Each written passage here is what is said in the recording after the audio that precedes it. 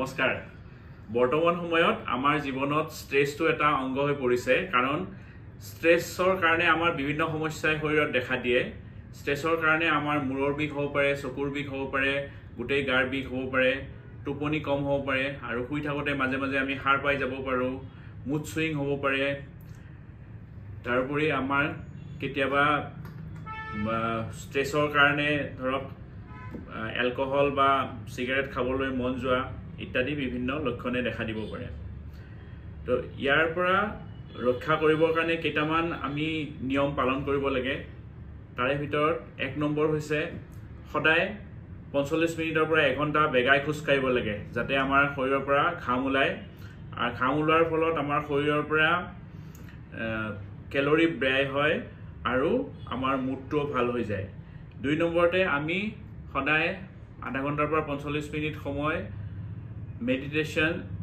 আৰু যোগা কৰিব লাগে মেডিটেশ্যন আৰু যোগা কৰাৰ ফলত আমাৰ মনটো প্ৰফুল্ল হৈ থাকে আৰু মনটো লাইট লাগে তৃতীয়তে আমি সদায় বেলেন্স খাদ্য খোৱাৰ ওপৰত গুৰুত্ব দিব লাগে আমি সদায় আমাৰ খাদ্য তালিকাত সেউজীয়া শাক-পাচলি ফল-মূল অন্তৰ্ভুক্ত কৰিব লাগে আৰু প্ৰচুৰ পৰিমাণে পানী খাব লাগে চতুৰ্থতে হৈছে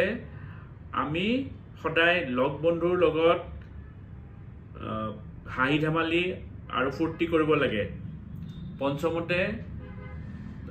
আমি সদায় নিজে ভাল পোৱা কোনো হবি এটা বাছি উলিয়াই দৈনিক 1 ঘণ্টা সময় আমাৰ হবিটোৰ ওপৰত দিব লাগে যেনে ধৰক মই গান শুনি ভাল পাওঁ মই সদায় গান শুনি সদায় 1 ঘণ্টা সময় যদি আমি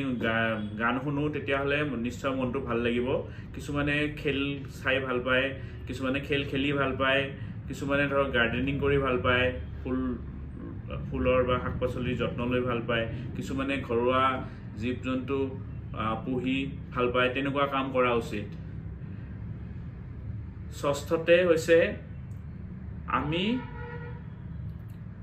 কেতিয়াবা